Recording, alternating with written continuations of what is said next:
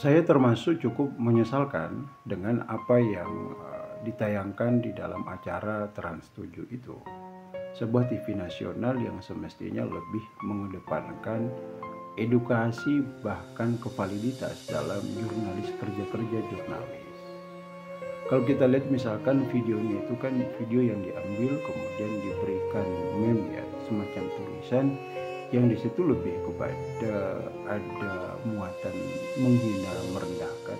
Bisa jadi juga kalau terbukti di situ ada unsur fitnah di mana menarasikan kiai itu dengan mereka bisa hidup glamor dengan uang yang didapatkan dari para santri. Ini perlu harus diluruskan agar tidak menjadi pengetahuan di masyarakat yang mengkonotasikan pesantren itu menjadi negatif. Padahal pesantren punya peran besar di dalam pengembangan nilai kebangsaan hari ini. Yang pertama, bahwa di dalam tradisi pesantren itu ada tradisi keberkahan, penghormatan kepada kiai. Kalau jalan ngesot itu lalu menghadap kepada kiai, ini memang sebagian saya katakan tradisi di pesantren, mungkin saja khususnya di Jawa, dalam bentuk penghormatan kepada kiai. Karena kiai itu adalah sumber ilmu yang mereka dapatkan, mereka berkhidmat, mereka menghormati. Dan penghormatan itu dianggap keberkahan.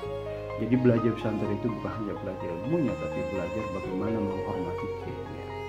Walaupun sebenarnya di tradisi lain, bentuk cara penghormatan terhadap kiai itu berbeda. Misalkan di Sulawesi secara khusus, tradisinya menghormati kiai ya, tetapi bagaimana cara mengekspresikannya itu berbeda. Jadi kita nggak bisa menilai itu sebagai sesuatu yang apalagi dikaitkan dengan amplop, lalu kehidupan kiai glamor dengan mobil mewah harusnya kiai memberikan. Ini yang harus diluruskan, bahwa kiai itu tidak semuanya, mereka juga punya kehidupan kesibukan di luar dibanding dengan hanya sebatas kegiatan di pesantren. Mereka juga kadang punya usaha, punya aktivitas ekonomi yang menunjang. Justru kadang-kadang uang mereka pribadi itu dipakai untuk mengelola pesantren. Jadi mestinya saya setuju bahwa kalau yang dibangun itu adalah kritik, bagaimana tradisi pesantren, bukan semacam kayak meme dan video yang tidak bertanggung jawab diambil karena hanya dari potongan video yang lain lalu dibuat narasi. Ini kan jadi semacam lelucon yang berbentuk hinaan. Alih-alih ingin sebagai bentuk kritik sosial, tapi malah narasinya justru terkesan merendahkan. Saya justru respect sekali dan saya pikir santri tidak akan kebakaran jenggot ya, merasa dilukai kalau narasi yang dibangun itu adalah kritik.